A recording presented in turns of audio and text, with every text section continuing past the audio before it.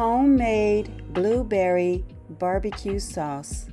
Hey YouTube family, looking for a little twist on your barbecue sauce? You want to level it up? I will share with you my award-winning, crowd-pleasing sauce.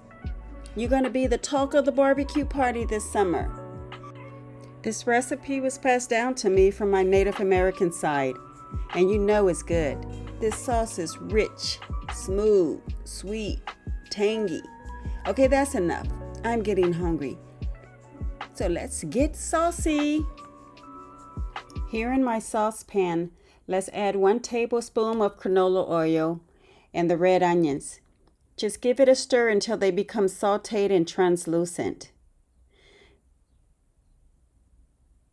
Okay, now we're going to go ahead and get the garlic. Please do not overcook the garlic. We just want to extract the aromatics because garlic caramelizes quickly, and then when it's exposed to heat, it can lead to burning and a bitter flavor, and there's no coming back from that. It can ruin your dish.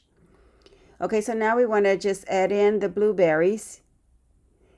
These blueberries have a lot of health benefits, so you made a good choice. Add in the apple cider, cinnamon, cayenne pepper, molasses. And the molasses is really rich, almost like a smoky sweetness. And it has a lot of minerals in it like iron and calcium. Add in the syrup, brown sugar, and lastly but not least, the ketchup. Ketchup is what builds our classic barbecue base because of that tomato sweetness. Okay, after everything is combined, let it simmer for about 25 to 30 minutes, stirring occasionally. The blueberries are going to break down and the sauce will become thickened. So you just want to stir it. Now, if you want a thicker sauce, you can just simmer it longer. And if you want it thinner, just add a splash of water.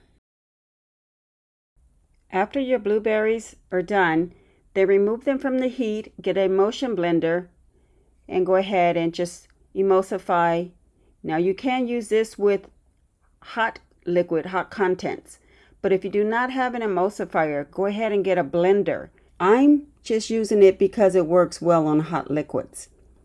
If you use a regular blender, be careful because the liquid is hot, so you can let it cool down slightly and be cautious due to the steam created from the hot foods.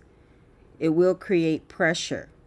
Make sure you do not fill the blender all the way to the top to allow it room for the liquid to expand. You can even make it ahead of time. Just let it cool down and store it in an airtight container, and it will keep in the refrigerator for up to 2 weeks. But honestly, the flavor does get better the next day. Okay, there you have it. This is not your average barbecue sauce, but trust me, it might just become your favorite. So if you try this recipe, drop a comment below and tell me what you used it on.